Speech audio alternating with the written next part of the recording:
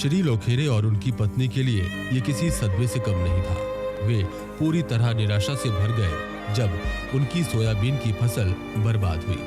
साल 2008-9 में महाराष्ट्र के मराठवाड़ा और विदर्भ में लगी खरीफ की फसल पर अचानक कीटों का हमला हुआ।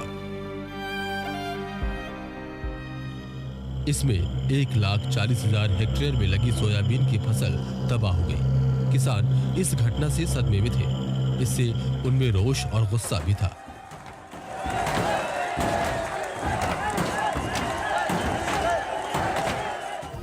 तभी तत्परता से केंद्र सरकार और महाराष्ट्र की राज्य सरकार ने अन्य सरकारी विभागों एवं इकाइयों के सहयोग से एक नई उन्नतिशील परियोजना चलाई जो क्रॉपसेप परियोजना के नाम से जानी जाती है, जिसमें देश भर के अन्य महत्वपूर्ण कृषि अनुसंधान संस्थानों के साथ साथ राज्य कृषि विश्वविद्यालयों की भी महत्वपूर्ण भूमिका है।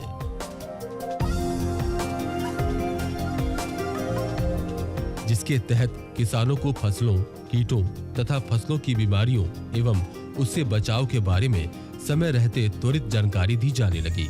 ये सलाह सर्वर द्वारा पंजीकृत किसानों के मोबाइल नंबर पर SMS के माध्यम से दिया जाता है। इस परियोजना ने किसानों को वैज्ञानिक विधि से तर्कसम्मत निर्णय लेते हुए खेती करने के संस्कार भी सिखाने में मदद की। इस परियोजना में फील्ड की ताजा जानकारी, अत्याधुनिक तकनीक तथा प्रांत आंकड़ों पर वैज्ञानिकों के अध्ययन से निकाले सलाह का समागम है। इसमें कीटों और समस्याओं की पहचान, उनका प्रबंधन तथा कम लागत मूल्य पर खेती संभव होती है।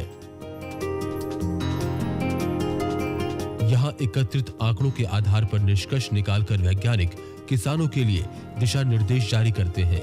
इससे किसानों को समय से पहले या समय रहते कीटों से बचाव के लिए उपयुक्त सलाह मिल जाती है। किसानों को त्वरित सलाह की सूचना उन्हें उनके क्षेत्रीय भाषा में दी जाती है।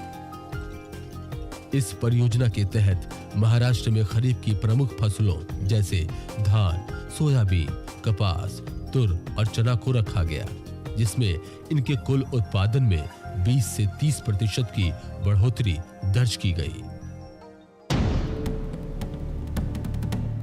इसकी सफलता को देखते हुए देश के अन्य राज्य भी क्रॉपसेप परियोजना को अपने यहाँ लागू कराने की तैयारी में हैं। आज अपनी खुशहाल खेती से श्री लोखेरे और उनका परिवार बहुत खुश है और उनके साथ ये सभी के लिए खुशी की बात है। तो अब न किसी किसान के सपने टूटे और न कीट उनके खेतों में खड़ी फसलों का नाश करे। अब हर किसान भारत की शान।